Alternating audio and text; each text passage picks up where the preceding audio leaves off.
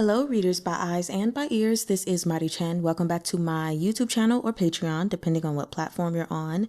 I am super excited to have you all back for a reading with me, Mari Chen, and we are continuing with the reading of Remnants of Filth, Volume 1, also known as You by Rou Bao, or some may call them Meat Bun. Today we are covering chapters 5 through 9, so I hope you all enjoy. Chapter 5. What about Gu Mang? But it wasn't Gu Mang. Of course it wouldn't be Gu Mang. Morsi mocked himself as he came to his senses. What was he thinking? The speaker was a man with gentle features. He sat in a wooden wheelchair, a white coat draped over his shoulders, and a blanket the color of lotus root tucked over his paralyzed legs. Morsi was rather taken aback. Qingxu elder, Jiang Yexue. He was Yue Chengqing's elder brother. Jiang Yexue was different from Yue Chengqing, that careless and silly kid. He had lived a hard and Spartan life. His mother had passed away when he was young, and later, because he insisted on marrying the daughter of a criminal, he had been kicked out of the Yue clan. At that time, he and his maiden hadn't had much money, so their wedding was very simple. Due to pressure from the Yue clan, only a few people had persevered to attend, two of whom were Morsi and Gu Mang. Morsi had gifted them a small courtyard. Gu Mang stared tongue-tied at the land deed and told Jiang Yexue, "Brother, I'm totally broke. There's no way I can afford to get you one of those." Everyone laughed, and amid the cheer, Gu Mang puffed out his cheeks and played them Song of Courtship on his suona. But the good times didn't last. Jiang Yexue and his wife both joined the military. The battlefield was pitiless, taking first his wife and then his legs. Morsi didn't know how this man had endured. Fortunately, Jiang Yexue was tougher than he looked. In the end, he pulled himself together and secured a position as an elder at the Cultivation Academy, instructing students in the practice of artificing. But this had angered his father, as the Yue clan was the most powerful noble family of artificers in Chonghua. Yue Juntian immediately ordered the Cultivation Academy to oust Jiang Yexue from his position. "This unfilial son was disowned and no longer shares our surname. How dare he make a living off the Yue clan's work?" The headmaster couldn't convince Yue Juntian otherwise and had no choice but to apologetically let Jiang Yexue go. After watching this take place, Morsi had decided to find Jiang Yexue a position at the Bureau of Military Affairs. Yet unexpectedly, the very next day, before Morsi could even bring it up, the headmaster of the Cultivation Academy begged Jiang Yexue to return. This time, no matter how the Yue clan cried foul, it was no use. The headmaster only said that they had taken advice from a dear friend.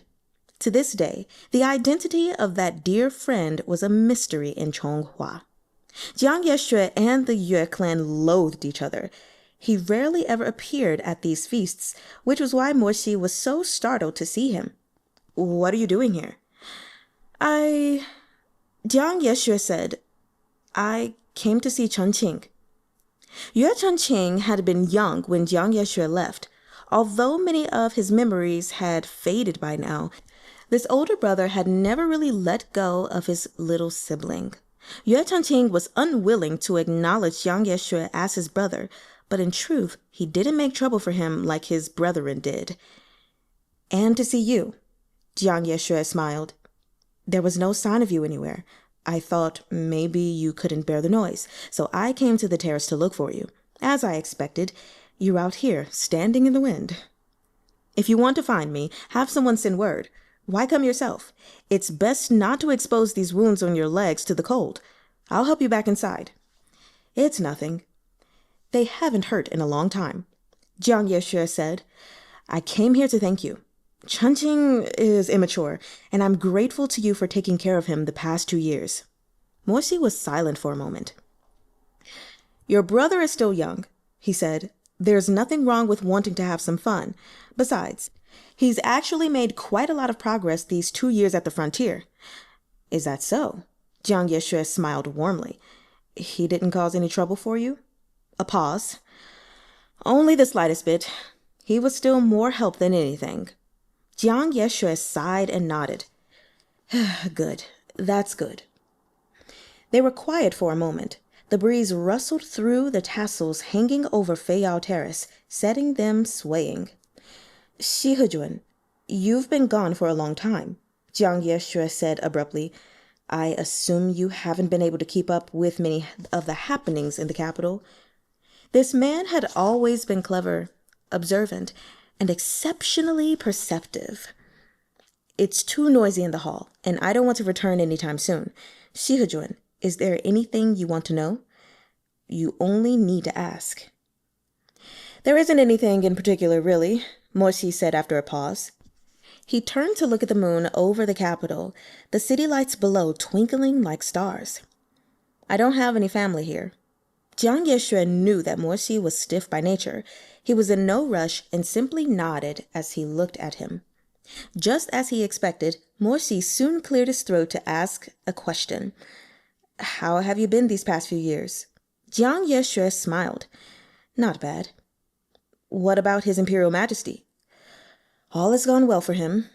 Princess Mengzi? Safe and sound. That's good, Morsi said, hesitant. Jiang Yeshui's eyes glimmered with an unreadable light. Is there anything else you want to know about? No.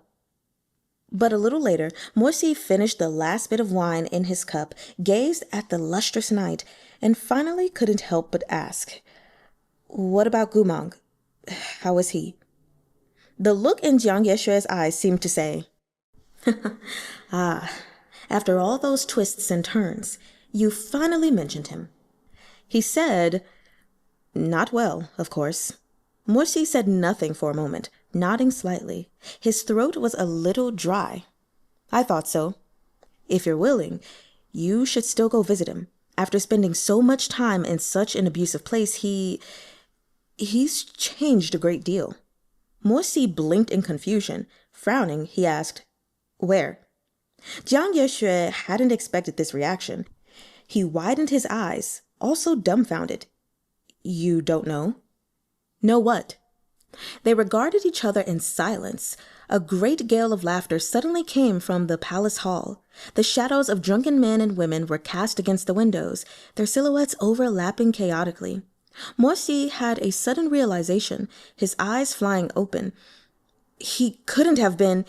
He spent 2 years at Luo Mei Pavilion. Jiang Yeshui hadn't expected Yue Chengqing to keep such important information under wraps, and he was left a little uneasy at having to tell Morsi himself. Morsi's face had taken on a sickly pallor. Luo Mei Pavilion. What kind of place was this? It was the land of bliss for the nobles and hell on earth for its prisoners. The people trapped in the pavilion were hollowed out and devoured overnight. The gentle were transfigured beyond recognition, the fierce likewise destroyed. It was a place that shattered the dignity of any slave, where one misfortune led to a lifetime of abuse. Life there was hundreds of times worse than death. They had actually put Gu Mang there? They had actually put him... Morsi swallowed thickly. The first time he tried to speak, nothing came out. Only on the second attempt did he manage anything coherent. On Wang Shujuan's orders? Jiang Yeshui paused, then sighed and nodded. Wang Shujuan hates him. You know this. Morsi was silent, abruptly turning away and looking into the boundless night. He didn't make another sound.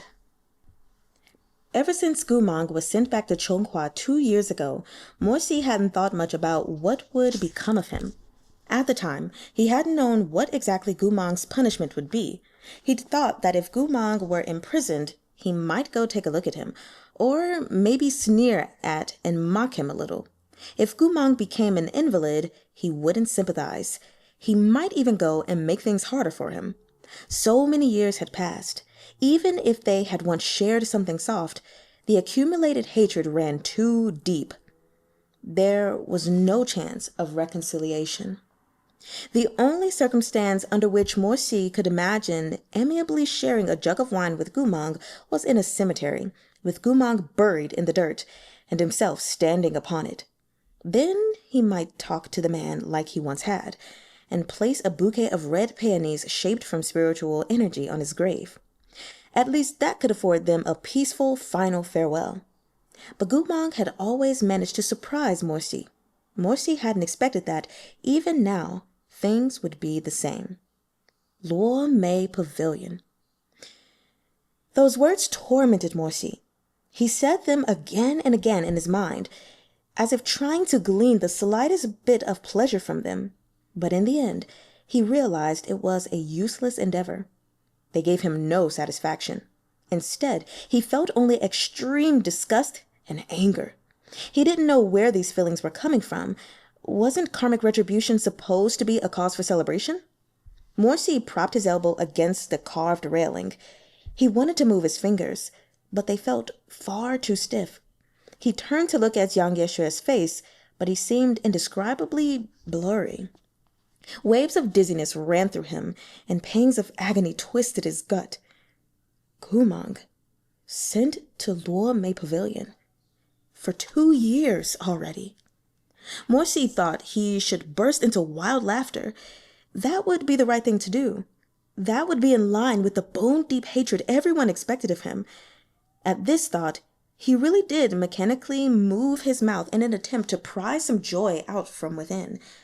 But all that came from between his teeth was a hollow scoff. His vision seemed to flash with an image of that beautiful face he had seen the first time they met. Those smiling black eyes gazed at him in the sunlight. "Nice to meet you, Morshudi." Then he seemed to see a flash of Gu Mang's dazzling figure from after they enlisted, as he turned to blink at Morsi amid a noisy group of his scoundrel buddies.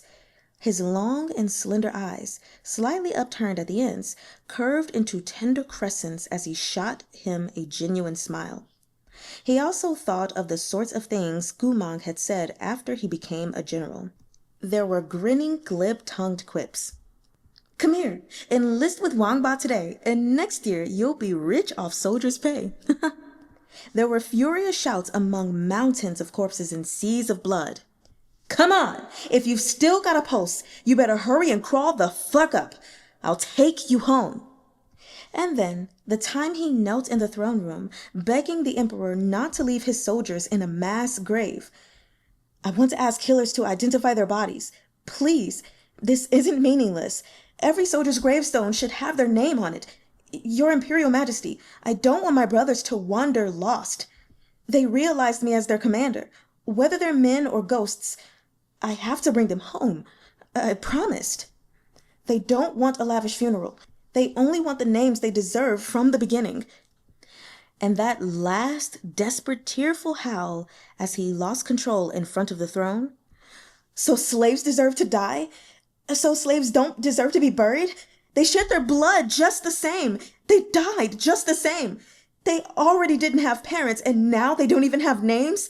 How come the Yue clan, Mo clan, and Wurong clans dead are heroes, but when my brothers die, they're thrown in a pit? Tell me why?" That was the first time Gu Mang had cried in the palace. He wasn't merely kneeling. He was curled up, hunched over, crouching as he cried. He'd returned straight from battle. He hadn't even washed away the filth of the blood. His face was covered with traces of soot, and his tears left patchy tracks. In the throne room, this god of war, who always represented hope on the battlefield, was beaten back into his original lowly form, like an unidentified corpse. The palace hall was filled with military and civil officials in solemn and proper attire. Many of them looked disdainfully at this commoner general, whose clothes were tattered and unbearably filthy. Gu Mang howled, choking back sobs like a dying beast. "I said I'd take them home. Have some mercy. Let me keep my promise." But he knew it was useless. In the end, he stopped begging and he stopped crying. Instead, he muttered over and over, his eyes unfocused, almost as if speaking to wandering souls. "I'm sorry. It's my fault. I'm not worthy of being your general. I'm just a slave too. As these memories came to mind in bits and pieces, Morsi felt a splitting pain in his head. He brought his hand to his brow, covering his face in its shadow.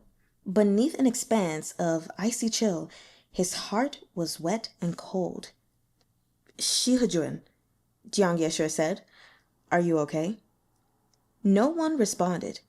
After a long while, a toneless voice finally floated indifferently out through the shadows. "Yes, why wouldn't I be?" Jiang Yeshe looked at him and sighed. "How long have I known you? Why bother to pretend in front of me?" The copper bells chimed from the eaves, and long yellow tassels danced in the wind. "It used to be that the names Morsi and Gu Mang were always mentioned in the same breath.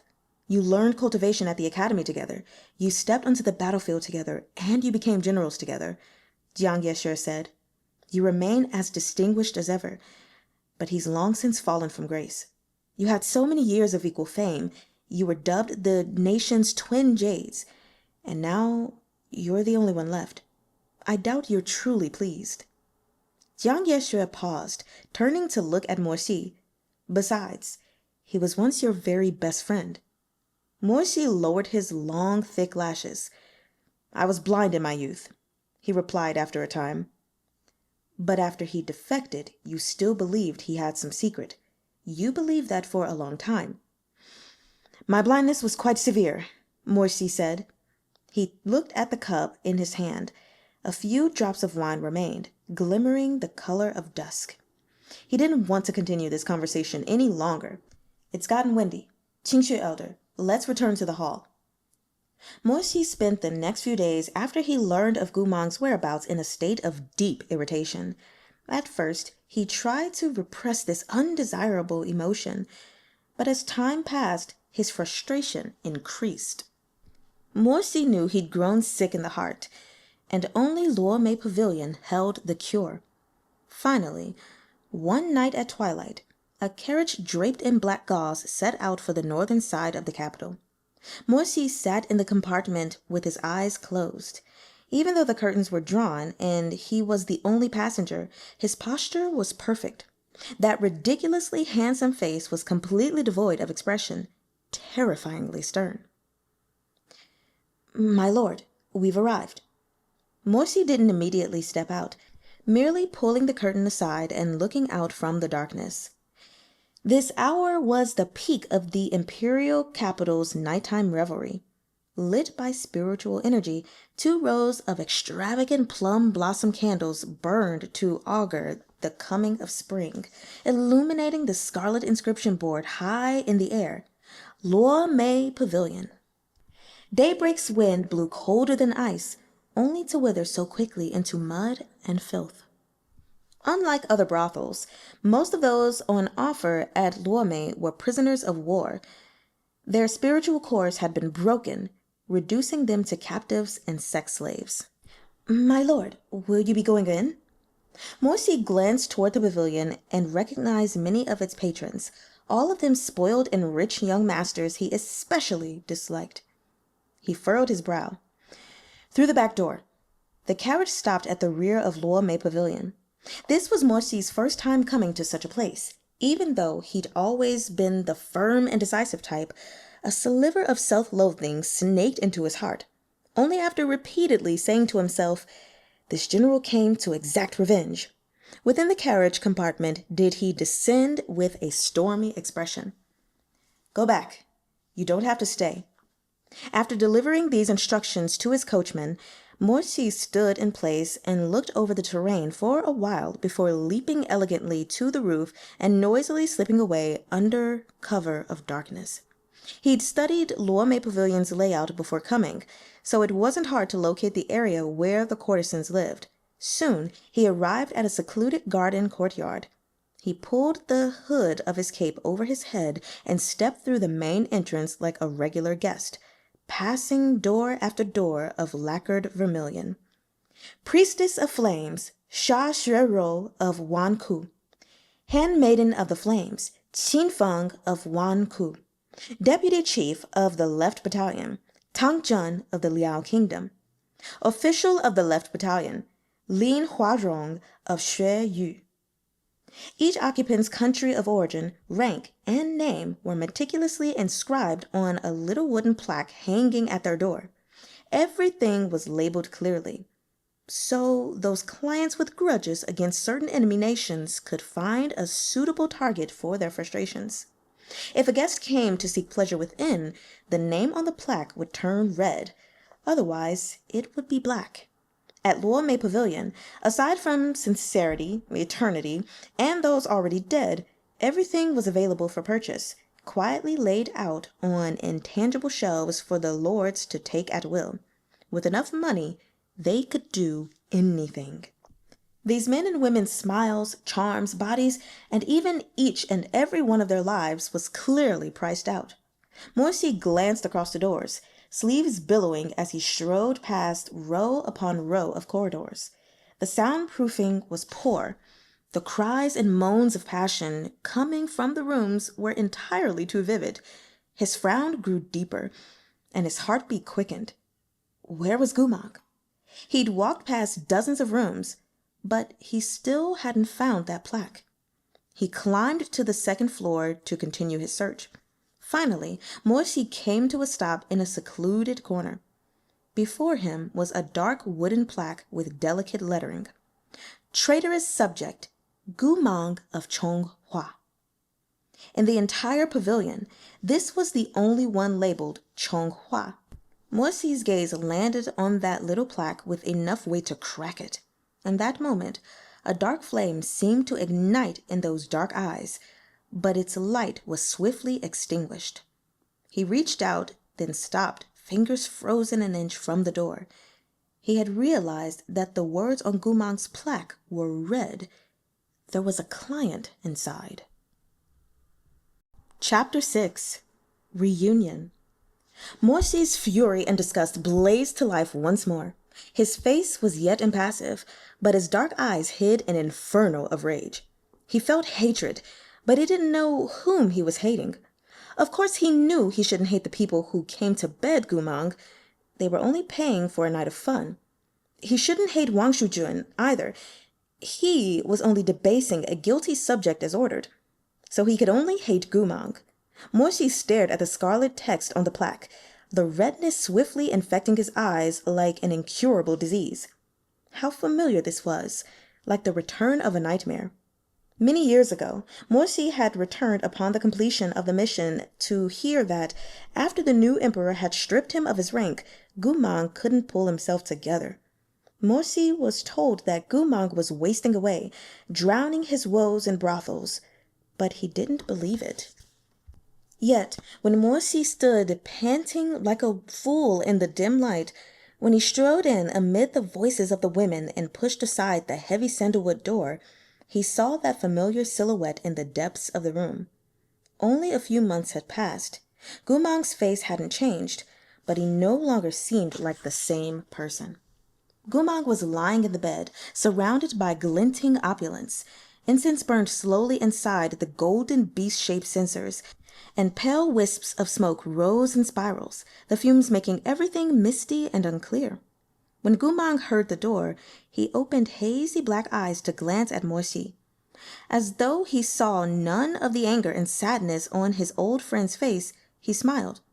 Something in Morsi's heart seemed to shatter at the sight of that careless smile. Gu Mang was right, he thought. Pleasure went only skin deep. It's just sleeping together. You can do that with anyone. Why take it so seriously? Gu Mang had said to him. Gu Mang had never been shy about such things. Back in the day, he had been prone to cup Morsi's uneasy face as he lay beneath him, smiling as he panted. Shudi, don't worry. You don't need to be so gentle. Your Gu Mang Guga is tough. You won't break me. During the years of their wild entanglement, Gu Mang had been fucked to the point of tears more than once, to the point where he'd mindlessly murmured Morsi's name and tearily said, I love you. But he might not have meant it. That was why Gu Mang could smile as he lay in the brothel with not a single care for the past. It was Morsi's own fault for being stupid. Like a silly kid, he'd actually believed the words said between the sheets were true. It's not like it's anything important. After the new emperor discarded him, Gu Mang refused to pull himself together. Perhaps the emperor's actions and the deaths of his soldiers had shattered his soul, so he wanted to languish in mud for the rest of his life, in smoke, and wine, and women. He would drown himself in whatever provided the most vivid illusions, as long as, in those illusions, he was still that young General Gu who still had his brothers and his passion.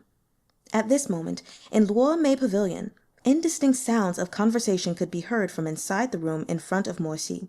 Feeling faint, he walked to the window at the end of the hallway and gasped for air outside. His slender fingers tightened on the window frame so hard they left a crack in the wooden lattice. Faithless bitch.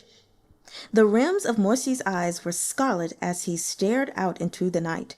These blisteringly harsh words had come into his mind unbidden. This was the first time he had ever thought to use such vicious language to describe someone. Gu Mang. That bitch. Morsi had once believed he understood Gu Mang well, that he knew Gu Mang better than anyone else. He had been so stupid, holding Gu Mang in his heart, treating him as the most intimate of friends. He had been so ignorant. Gu Mang had been clear in his teaching. Sleeping together didn't mean anything, and sleeping together multiple times only meant they liked each other's bodies. But Morsi still hadn't been able to stop himself from treating Gu Mang like a beloved, never to be betrayed. He was old-fashioned and stubborn when it came to this. No one could change his obstinate temperament. That was why he'd once believed so firmly in Gu Mang. Even when Gu Mang became the target of 1,000 grievances, Morsi had stood in the great hall of Chonghua's imperial palace and told everyone, "I, Morsi, can swear on my life that Gu Mang would never turn traitor." But Gu Mang lied to him. Gu Mang betrayed him. Betrayed Morsi's trust again and again, betrayed his hope day after day. In the end, Gu Mang personally stabbed Morsi in the chest and told him that everything had gone far past the point of return. Morsi had once believed that things couldn't get any worse. He never could have imagined that even now, Gu Mang could still crush his already fractured heart. Before he came to Luo Mei Pavilion, Morsi had nursed a little bit of hope in his chest. He had hoped Gu Mang was still the same unyielding man whose conscience would never let him bow to the powerful. If that were the case, Morsi's heart, which Gu Mang had covered in scars, might have yet felt some measure of relief. But Gu Mang couldn't even grant him that slight bit of ease. Morsi felt like the bones in his flesh were shaking, trembling from hatred. Gu Mang had actually spent these years in Luo Mei Pavilion, where the slaves were treated worse than livestock. Morsi didn't know whether he should feel satisfaction at a traitor's punishment as Shi Hejuan, or anguished over an old friend's ruination as Morsi. The door opened with a thump. Morsi tensed instantly, like a falcon sighting prey. Without turning, he was certain the sound was coming from Gu Mang's direction. The man was leaving Gu Mang's room, cursing up a storm. He spat phlegm onto the ground, continuing to swear as he stumped down the stairs. The sharp scent of wine filled the hallway. The departing guest was obviously a drunken alcoholic. Morsi stood frozen in place. Only after a long while, when the scent of wine had dissipated, did he lift his head and close his eyes. When he slowly opened them again, he was filled with a strange calm. Stepping silently, he made his way back to Gu Mang's door. He paused, then lifted one black leather military boot and pushed open the carved lacquered door that someone else had closed moments ago. The room was dark, lit by a single oil lamp, and was still filled with the nauseating scent of alcohol. Morsi walked in with his jaw clenched and glanced around, only to find the room empty. Halfway through his second survey of the room, he heard splashing from behind a screen. Morsi's blood surged fretfully once again. Gu Mang was bathing. This realization felt like being hit with a rod, the strike making him dizzy. He had suppressed so many emotions, betrayal, disappointment, loathing, hatred, to the point of madness, until his heart was bleeding, the blood rushing up against the current to dye his eyes red. Biting his lip, he forced himself to turn away. His nails had sunk deep into his palms before he managed, barely, to restrain that overflowing fury. He hadn't realized he would be so angry, even now, that his rage had only grown with the passage of time. Morsi sat down at the little round table, closing his eyes to avoid losing control. As he waited for Gu Mang to emerge, he thought, when Gu Mang saw him, what expression would Gu Mang have? When he saw Gu Mang, what should he say? Morsi gritted his teeth and sat in silence for a long time. He didn't even notice when the sound of water stopped. He was too busy hating Gu Mang's lack of dignity. Only when the room was illuminated by a second lamp did Morsi come to his senses. Turning, he saw a young man, clad in only a white robe, standing by the lampstand and quietly looking at him. Morsi didn't know how long he had been standing there. The face was the same as the one in his memories. It was merely a little thinner. For a moment, neither of them spoke. The young man stood without making a sound, a magical shackle visible where his robes hung loose at the collar. He was barefoot, his inky black hair unbound and draped obediently down over one shoulder. It set off the thinness and paleness of his face, making his eyes seem extraordinarily bright. His hair was still wet from his bath, and water streamed down his nape to his collarbones, to his chest, disappearing into the shadows beneath his robe and leaving faint smudges of wetness. Gu Mang. Gu Mang. In the terrifying stillness, the sounds of pleasure from the next room over were all the more piercing. The rims of Morsi's eyes were red, and his clenched knuckles were shaking. He stared at the man before him. He swallowed, wanting to say something, but rendered mute. At last, they had met again. Finally, they were reunited. Morsi had thought of so many questions, but he couldn't seem to remember a single one. All that flashed in his blurry sight was that scene many years ago on the battleship. The blue and gold ribbon was askew on Gu Mang's forehead as he lifted Morsi's face with that bloody dagger, expression unreadable as he said, "I really will kill you." Back then, Morsi had thought that might be the end of their story. Yet now their paths had crossed again. Gu Mang was standing right in front of Morsi, his expression serene as he regarded him silently. To be honest, it was laughable. There was such hatred between them, but in this moment, Morsi's first reaction was distress. He had not seen Gu Mang come in, and therefore had missed the look in Gu Mang's eyes when he first caught sight of Morsi. Now Gu Mang seemed serene and undisturbed, as if he were looking at any guest who had entered his room in the past 2 years. He was devoid of any emotion Morsi recognized. Somehow, it was a peaceful reunion. The two of them gazed at each other for a while. Then Gu Mang walked over and sat down next to Morsi. Perhaps because Morsi had never expected Gu Mang to move so calmly, he unconsciously shifted back, although his face remained impassive. "What?" Gu Mang retrieved a little bamboo scroll from the table and handed it to him without a word. Morsi didn't know what Gu Mang meant by this, but he took the scroll and opened it under the faint lamplight. When he skimmed through it, his blood boiled, then ran cold. In the end, he closed his eyes and slammed the scroll on the table. The piece shattered. Gu Mang. Morsi stared at him, still restraining himself, but the lava in his eyes surged as his knuckles cracked. "Have you lost your fucking mind?" Gu Mang said, "You need to choose." His voice was smooth as satin, slightly husky and very deep. Again, he picked up the scroll and passed it to Morsi. "Choose something." "What do you think I came here to do?" Gu Mang's vocabulary seemed to have been reduced to only one word. "Choose."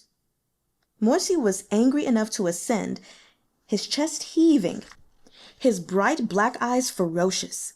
The red within their depths grew deeper and deeper. Fury, disappointment, hatred, and sorrow all reflected in the bloody crimson of his eyes. He held that little bamboo scroll for a long time before he flung it back to the table. The scroll fell open. Luo Mei Pavilion's prices were meticulously displayed within, from conversation to companionable drinking to venting rage, abuse, and Morsi looked away. If you don't choose, then what should I do?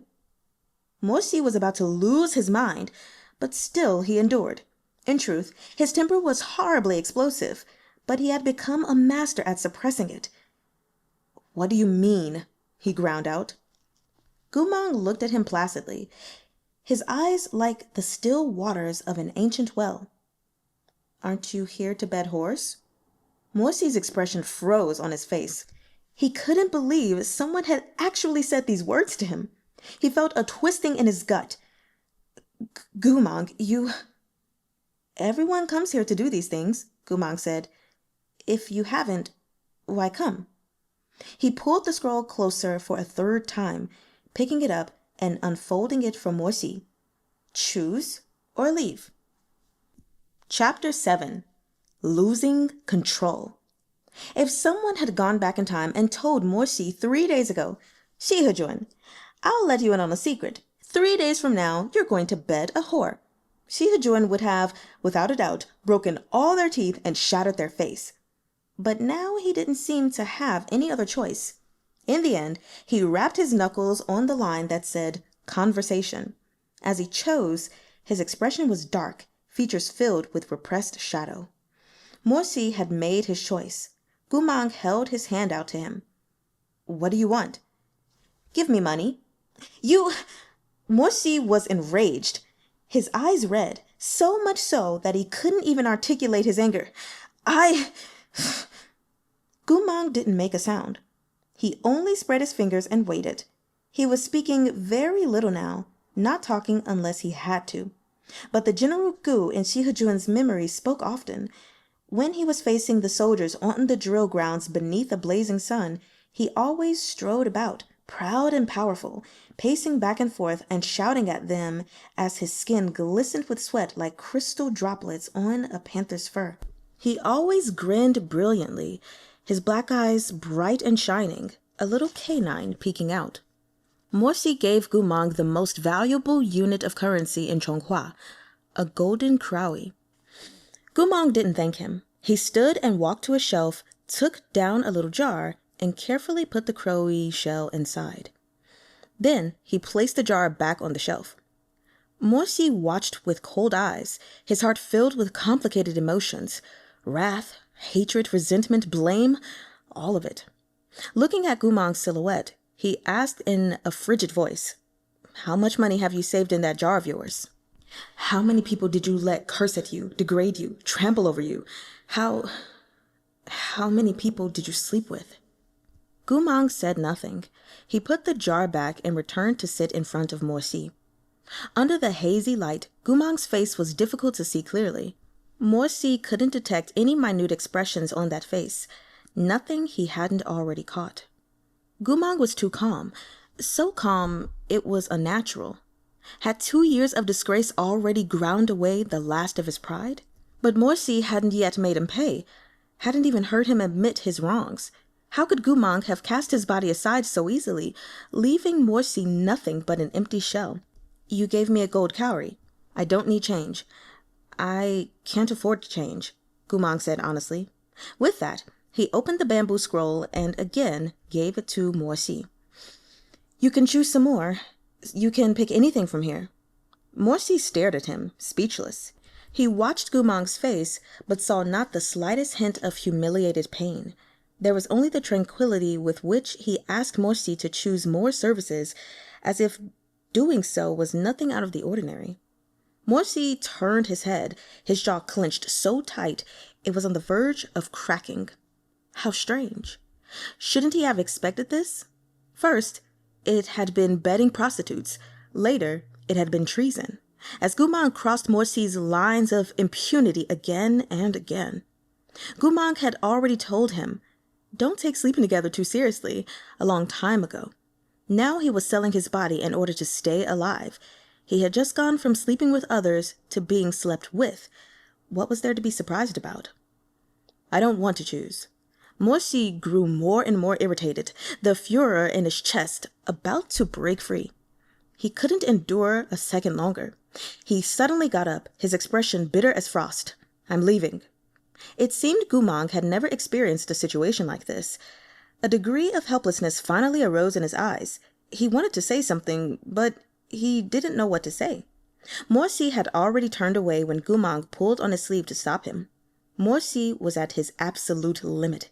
His anger flickered dangerously, ready to burst into flames at any moment. "What the hell do you want?" Again, Gu Mang couldn't answer. He turned back to the shelf, picking up the money jar once more. He took out the golden cowrie and quietly returned it to Morsi's hands. "Then I'll give this back to you." Morsi stared at him. "Goodbye." There were a few heartbeats of dead silence. With a sudden crash, Morsi grabbed that bamboo scroll, teeth grinding together. He shoved it before Gu Mang's eyes. "How did it feel to spend these past 2 years here, doing such depraved and unspeakable things? Were you ever satisfied? You can stand the kind of life where someone slaps you and tosses you some money for your troubles?" The lava had finally broken free of its confines, those crazed emotions erupting from him all at once. Morsi's pupils flashed scarlet as he panted, but his eyes were filled with tears. "To think you'd offer yourself like this! Are you still the same Gu Mang? Look at yourself now. I can't believe I used to be friends with someone like you, fought people for you, even treated you as my... He didn't continue. He looked like he had been poisoned by wrath, so angry his lips were quivering. The lamps lit by spiritual energy flickered with the surge of his emotions. They blazed bright and then dim, silhouetting the two as they stood staring at each other. Morsi grabbed Gu Mang by the lapels. Gu Mang had nowhere to hide. All he could do was let his clothes fall into further disarray. They were almost nose to nose, their eyes practically touching. Morsi's chest heaved violently. He stared at Gu Mang for a beat in this way, before his gaze fell upon Gu Mang's bare shoulder. It was covered in black and blue welts. Morsi's head rang as if a fuse had blown out. The scarlet rage in his eyes was joined by an emotion he couldn't clearly describe. That emotion made him lash out and seize Gu Mang by the jaw, shoving him against the shelf. His other hand slammed into the wall next to Gu Mang's face, and he pinned him beneath his bulk. The lamps that had struggled so valiantly finally lost against the spiritual energy exploding from Morsi and abruptly went out. In the darkness, Morsi stared at Gu Mang's face from inches away. Those rough, calloused fingers dug pitilessly into Gu Mang's cheeks and lips. Even his voice was filled with hate, though it remained low and coarse. So furious was Morsi that he didn't notice the strange color of Gu Mang's irises, nor the flicker of Gu Mang's shock. "To live, to earn a little money, you would do anything, right?" Morsi's tight hold seemed to bring Gu Mang more discomfort than he could bear. His cheeks gradually flushed as he finally reacted and started to struggle in Morsi's grip. But Morsi had lost his last hold on rationality. He couldn't see Gu Mang's pain. They were surrounded by so much darkness, a darkness like death. The rooms on either side overflowed with the moaning of women and the panting of men, constantly reminding Morsi of where they were, what Gu Mang did here, what the two of them could be doing. Morsi was a little startled by the impulse that flashed through his mind, his scalp prickling. The woman next door seemed to reach her climax. Her gasps came quicker and sharper, the thumping of flesh so clear in the darkness that it could have been right by his ear. Gu Mang's stifled struggles beneath Morsi didn't let up in the slightest. They looked to him like shameless attempts at seduction. Morsi's eyes slowly darkened, molten iron bubbling in their depths, terrifyingly scalding, from rage or from something else. "Let go." Morsi didn't let go. He simply scoffed, a sound void of satisfaction, filled with extreme disappointment and hateful jealousy. When he spoke, it was with bitter hostility and perhaps some entirely different emotion. His voice searing with sparks, so rough even he found it ridiculous. He bent down to hiss through gritted teeth right into Gu Mang's ear. "What do you want me to choose? You want me to take you to bed?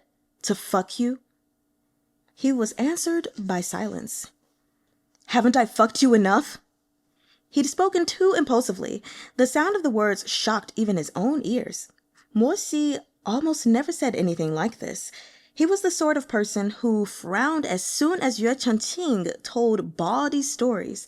But here, now, he had been driven to the brink, and the words bursting thoughtlessly from his mouth. They were savage, menacing, cruel. They had lain dormant. They sounded like despair. Morsi cursed under his breath, punching the shelf without warning. Gu Mang's little coin jar swayed and fell to the floor, where it loudly shattered. Morsi turned toward the sound, his uncomprehending gaze sweeping over the mess. After a moment, he realized something and let go of Gu Mang. He straightened up and turned to look at the floor. Moonlight spilled through the window. As it turned out, in that little coin jar, there was nothing at all. Gu Mang hadn't received even one slight, small white cowrie. The jar was empty. Chapter 8. Gu Mang has it rough. How could this be? How could it be empty? It was as if a ladleful of ice had been tossed into boiling water. The roiling waves momentarily ceased, but the thick mist remained. In this hazy fog, Morsi wondered vaguely. Clearly, clients have come to his room.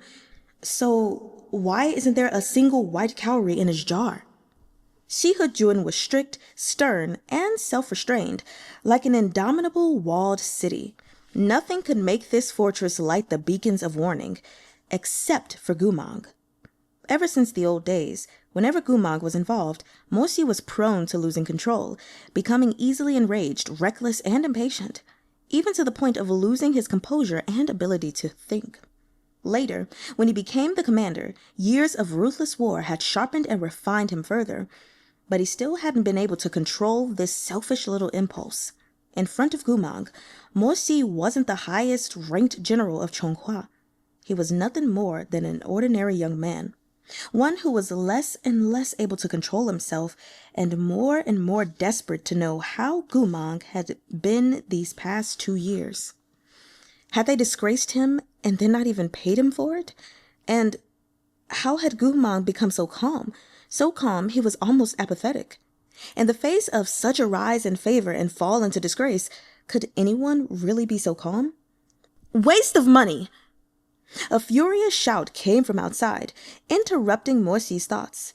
The sound of footsteps quickly followed, and a woman cursed as she stalked toward the room. He can't do anything right and only fucking knows how to make clients upset. That traitor should have been hanged ages ago. I truly don't understand what compelled Wang Shujun to spare his shitty life.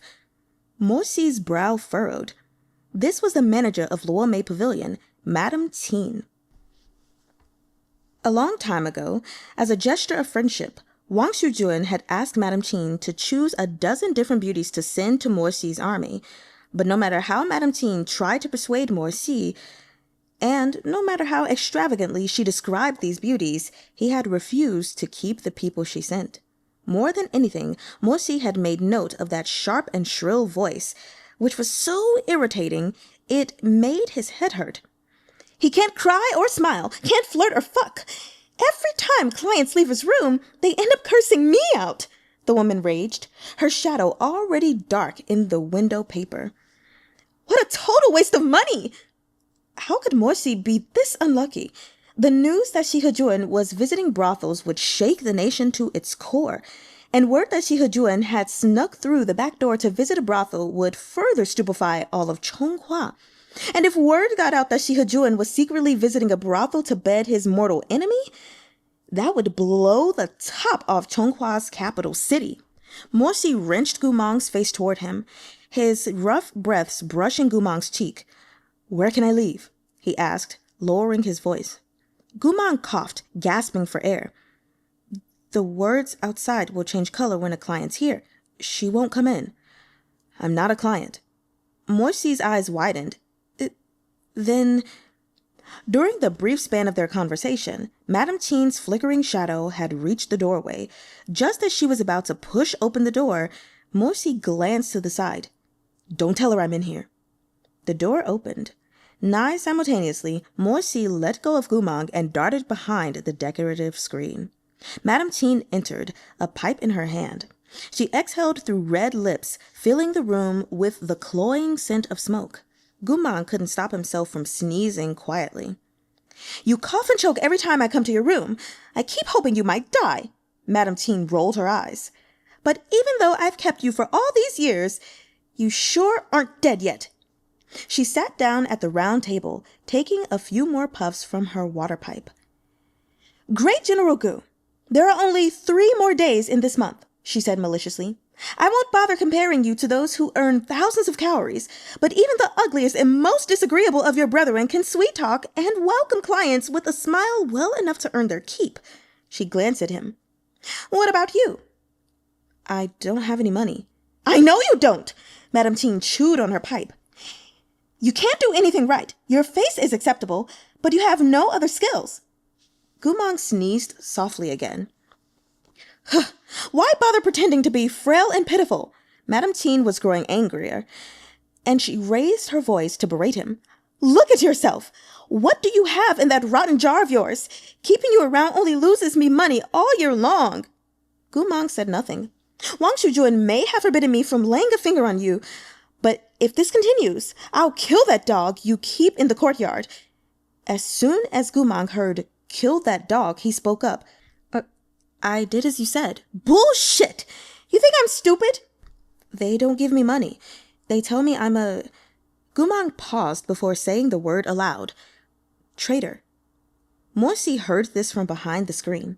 Although he couldn't see Gu Mang's expression, Gu Mang's voice was as unmoved as before. He seemed to be expressing something wholly insignificant, without a hint of guilt or shame. To him, the word traitors seemed light as a feather. "Traitors shouldn't earn money," Gu Mang continued. "They say what I do for them is my duty." Through the gap in the screen, Gu Mang's silhouette was solitary and helpless. "It's what I owe them." Madame Teen sputtered.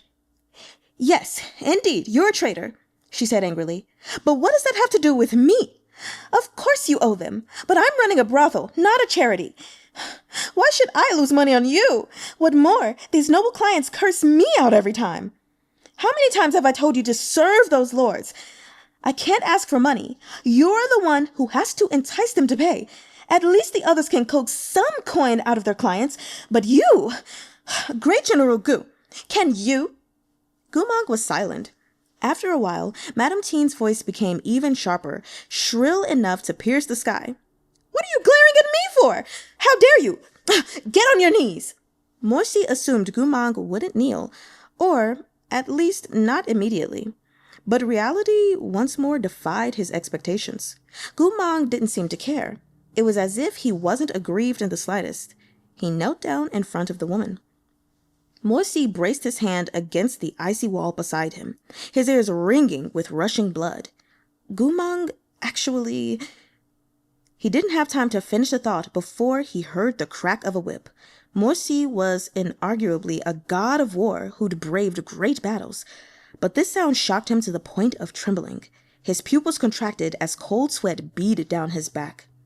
Through the narrow gaps in the screen, Morsi saw Gu Mang kneel in front of Madame Teen. That mad woman stood up, coalesced spiritual energy into her palm, and thrashed Gu Mang savagely on the back with a scarlet whip.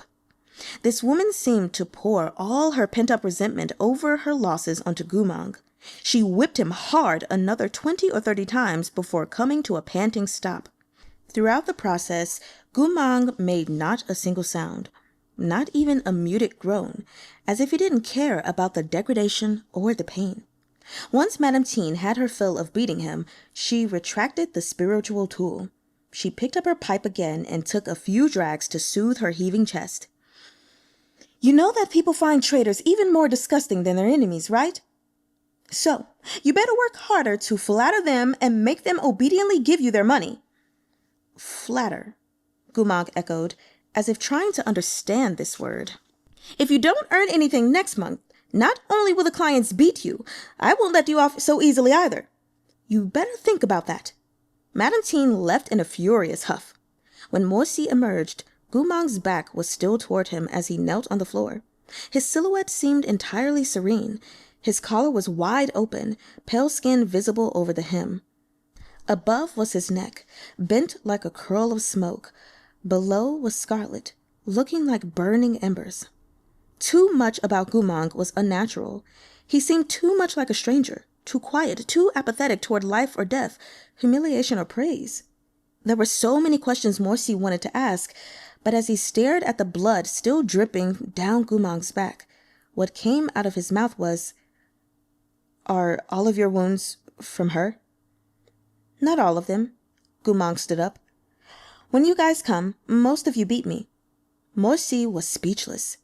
"She beats me more than anyone," Gu Mang answered without sparing Morsi a glance, absorbed in his own busyness as he walked to the water basin. Morsi was about to reply when he saw Gu Mang shrug off his robe.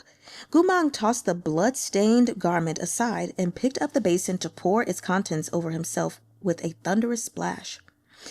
That back of his seemed to be enchanted. It trapped the invincible General Moi in a nightmare. In Shihajuan's memories, when Gu Mang was young, his back had been very pale, his skin like glistening jade fished out of a creek. Later on, when Gu Mang grew up, his back had become straight, broad, and fiercely muscled, like a bowstring pulled taut. Finally, after they went to war, the harsh elements and scorching sun had slowly burnished Gu Mang's skin the color of honey. When they bathed in the river at dusk, a shrug of his shoulders sent water riplets rolling down his back, like a great army chasing the shifting sand dunes of his shoulder blades. They streamed down in a wild, rugged line, like the path cut off abruptly at his narrow waist, sinking beneath the belt of his uniform pants. Back then, there had been sparingly few scars on Gu Mang's back. His scars were mostly on his front, for instance, on his chest or abdomen. But now, in the dim yellow lamplight, the back that Shihajuan knew so well was unrecognizable, covered in whip scarves, knife wounds, and mangled with magic burns. It was difficult to locate a single patch of unharmed flesh, not to mention the bloody cuts from the beating moments ago. How much must that have hurt? But Gu Mang seemed not to care. He indifferently poured cold water over himself to wash the blood away. Morsi's heart was in disarray. He hadn't wanted to say anything, but somehow he was unable to look away. He thought of Gu Mang in their academy days, standing with his back to Morsi and sighing with exasperation. "Shirdi, you work too hard. Can you still move your legs? Come here, get on my back. I'll take you home."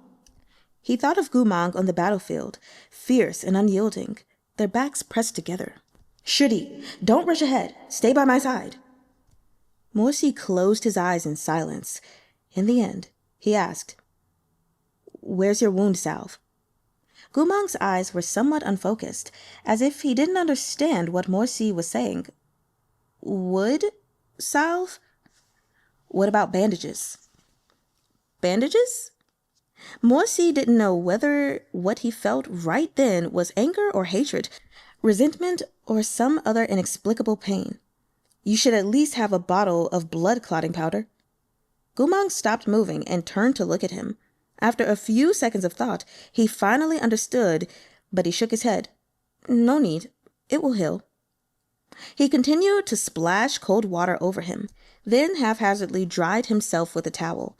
Finally, he stepped over to the low camphor wood wardrobe, took out a wrinkled robe, and put it on, just like that. Seeing how thoughtlessly he moved, Morsi's frustration roared even louder. He had seen many prisoners of war.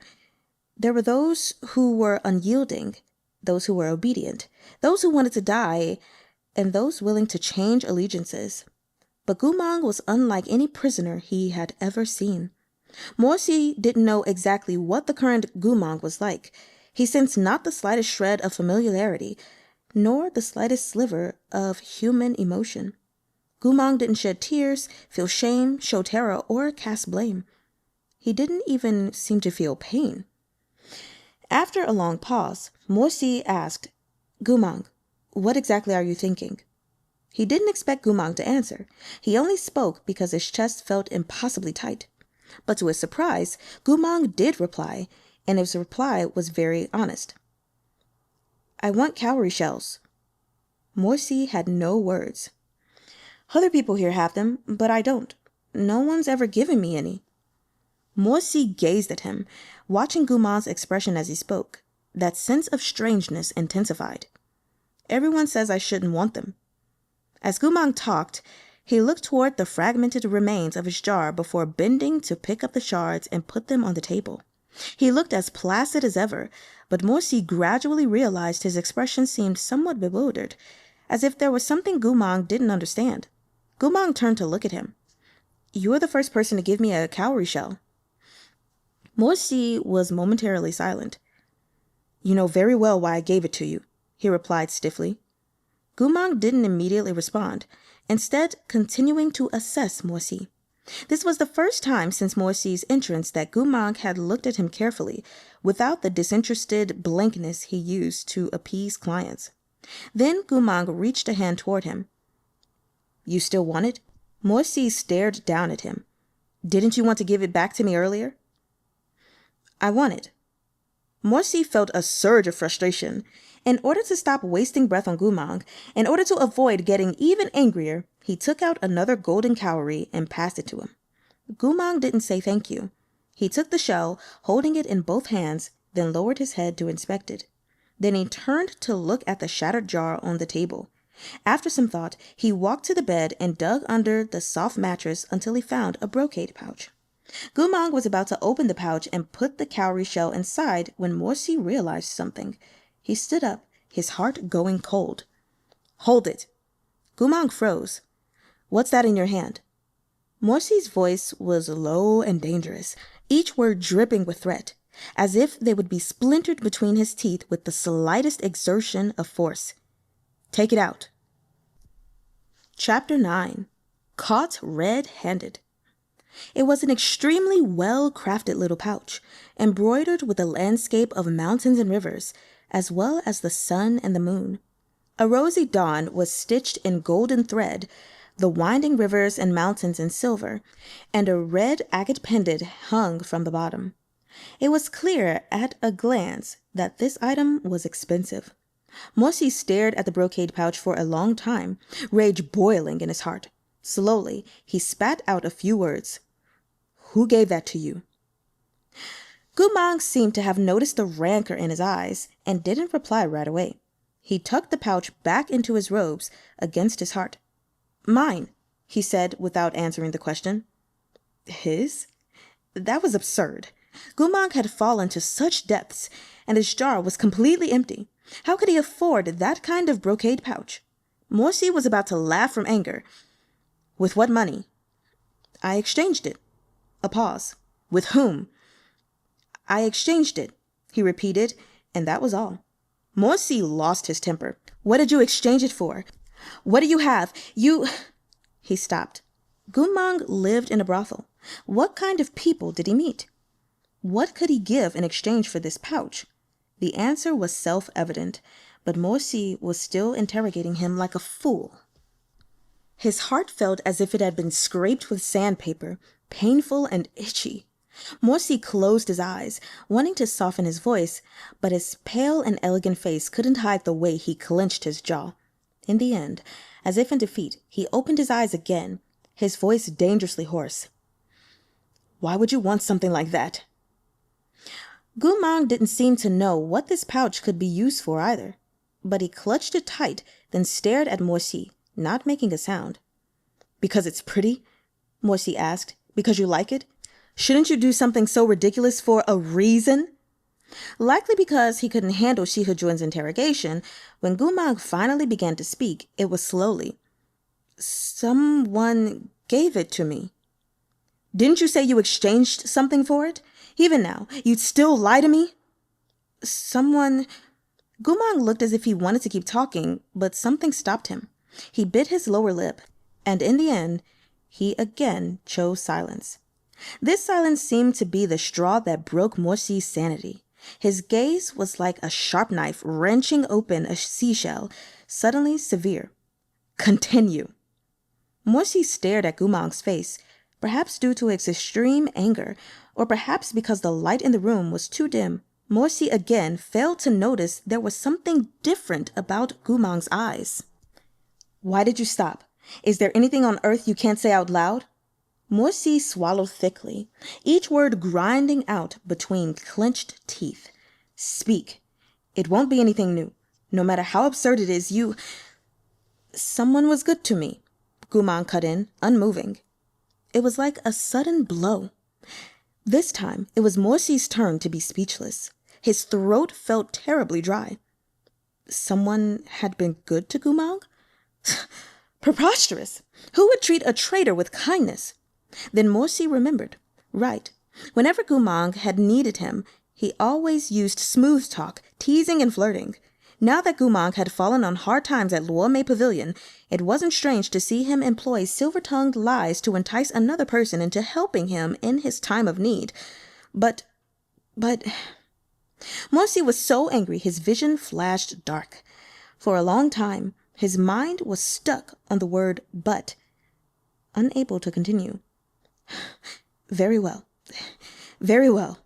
Morsi stopped, his eyes red with overpowering fury. Only after a long while did he continue, nearly choking on his words. Gu Mang, you truly impress me." Gu Mang didn't make a sound as he leaned against the wall, gazing at Morsi's face. Morsi lifted his head. It was as if he was trying to will any wetness from his eyes. He stood there, looking up for a while, before he suddenly brought a hand to his face and burst out laughing.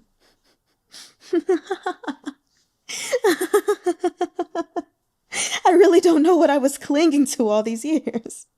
I have no idea why I came to see you tonight."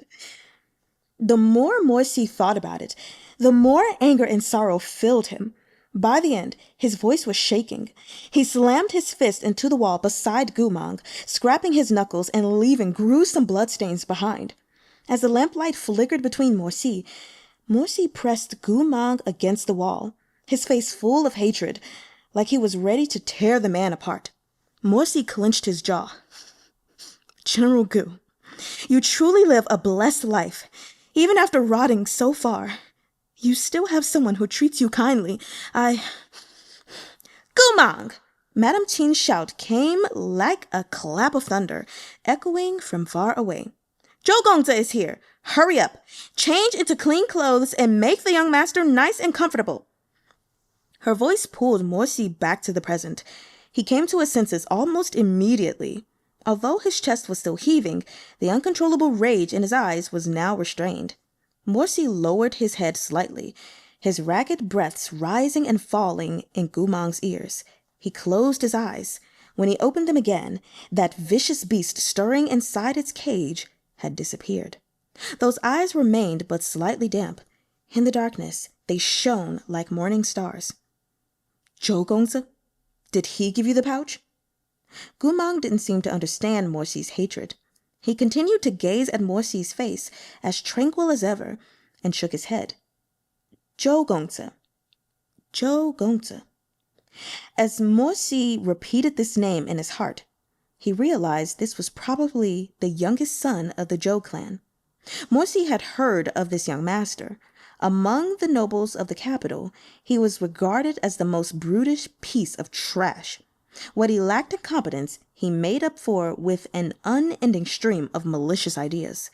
Morsi looked toward Gu Mang. Gu Mang's expression hadn't changed, but he was unconsciously rubbing a scar on his arm.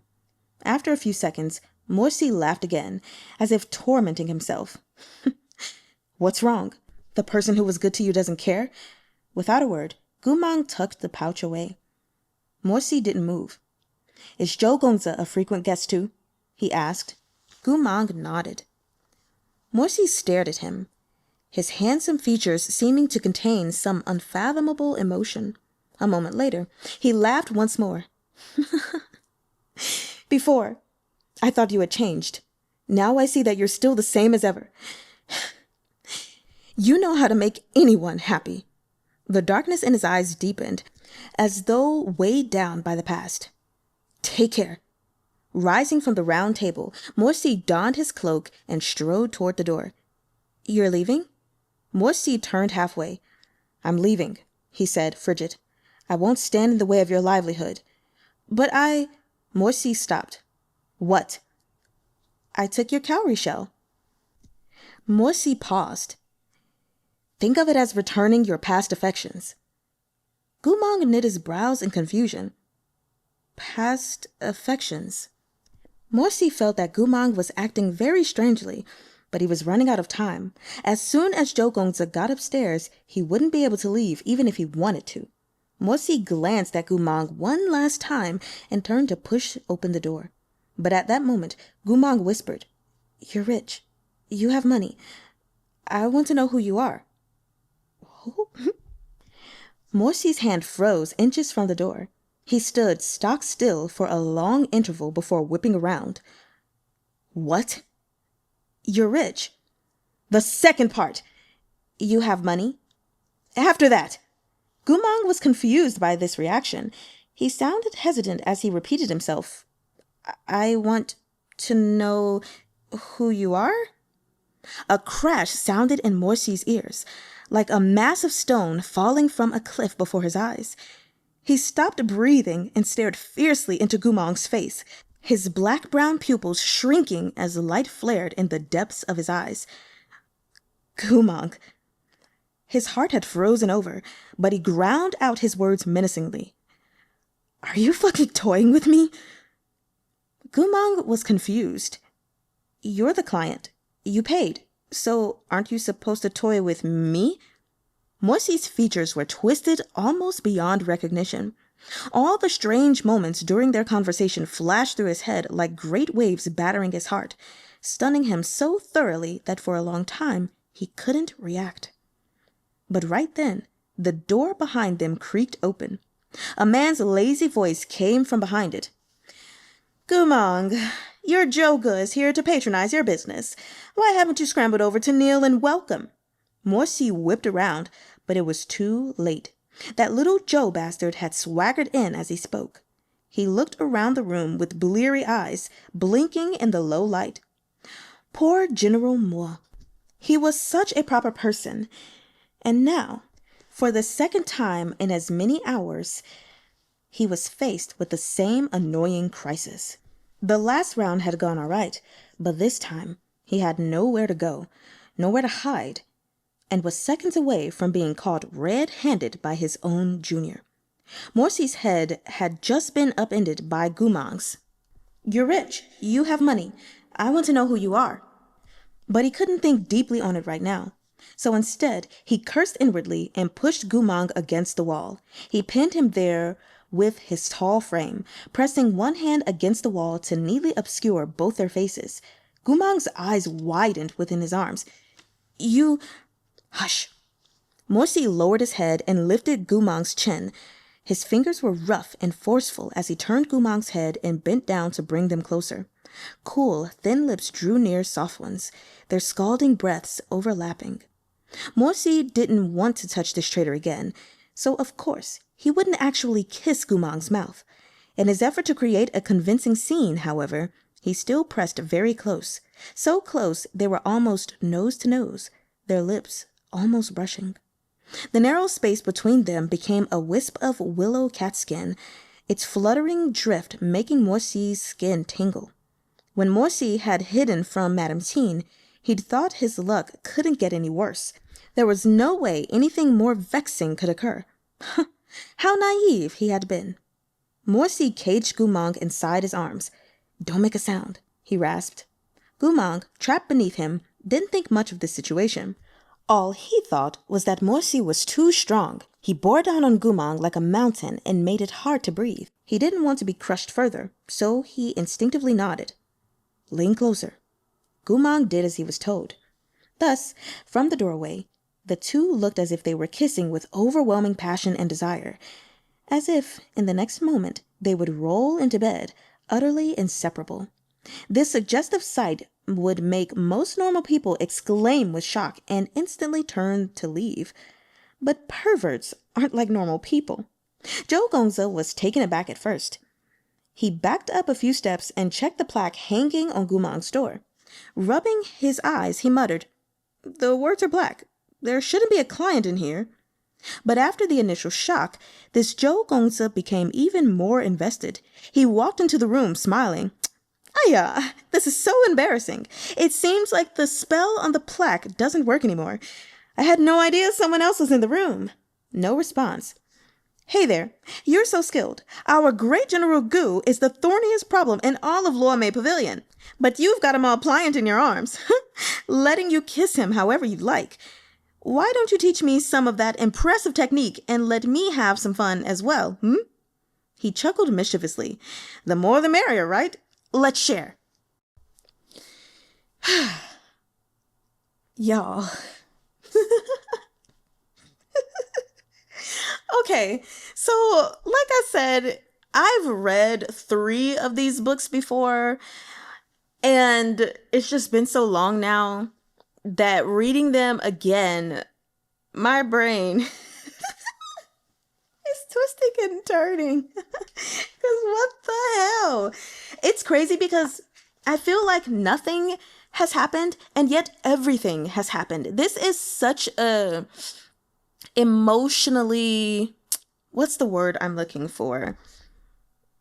Emotionally profound reading so far. Like the feelings of hatred and sorrow and betrayal, but like clearly undying love simmering beneath. It's all there for you to see, even though, Morsi himself is denying the love is there. He's just, thinking like, okay, clearly everyone expects me to hate him, so I hate him, right? And I mean, for good reason. Yeah, sure. He probably does really hate him. But the crazy thing about hatred is ultimately, in order to have hatred, not in all cases, but in order to hate someone, you must first have loved them. Or at least had some kind of association with them. Obviously you can hate someone just because they naturally randomly hurt your family, and there's that link. You never loved them before, but I don't know, someone came in and murdered your entire family. Now you hate that person.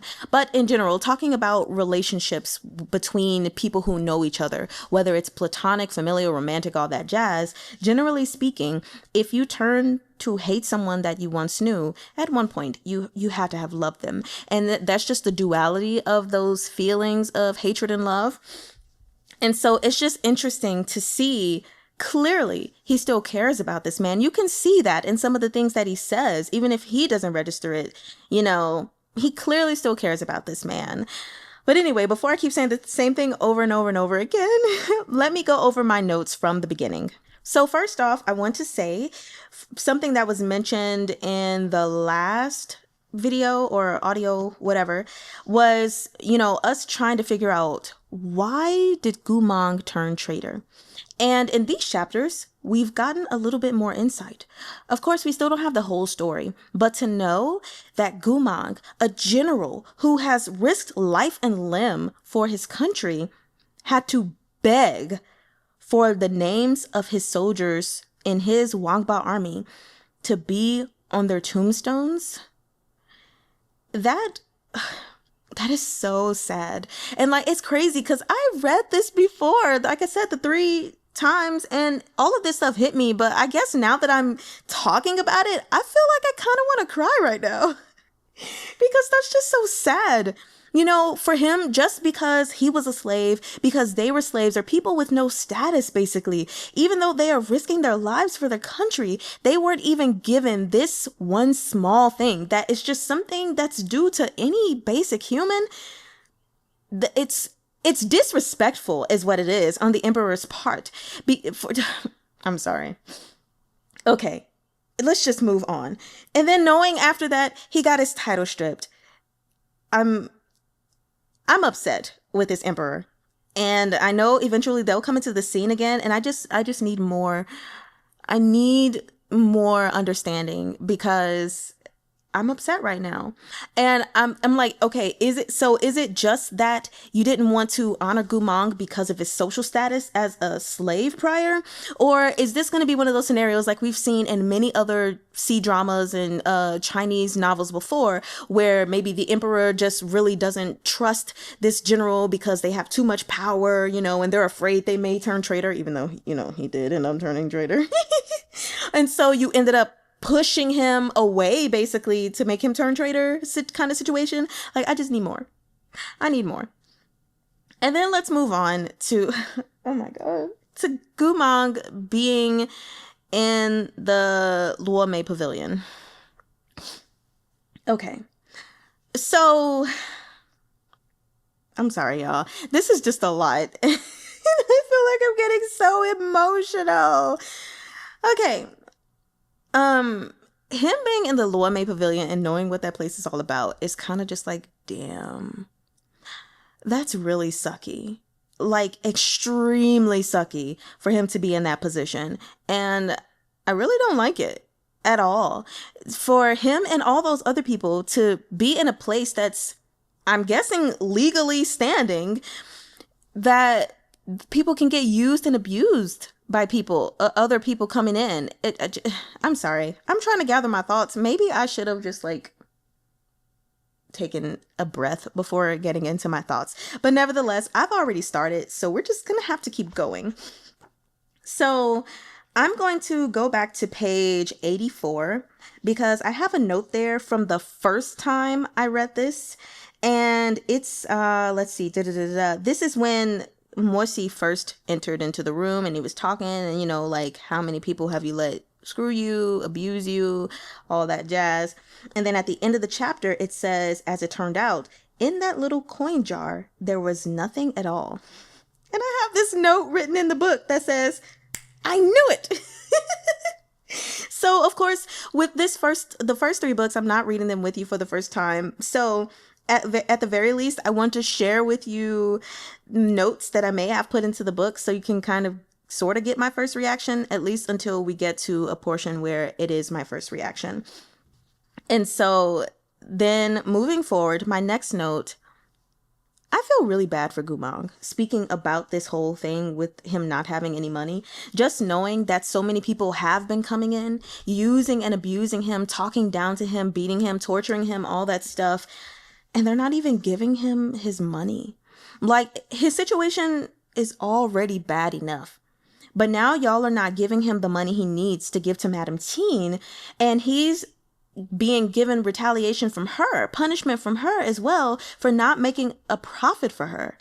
And it's like, God, I get it. He's a traitor. He, betrayed the country, betrayed all of you, I guess. But at least give him his due diligence. Like, there's nothing he can do.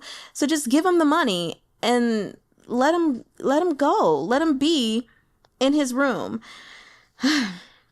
The next thing I have to say is about Gu Mang's eyes. So it was mentioned twice that it's dark in the room, so Morsi cannot see what's going on with Gu Mang's eyes.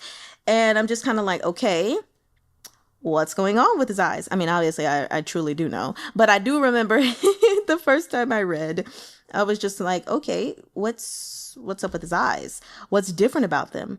Are they a different color?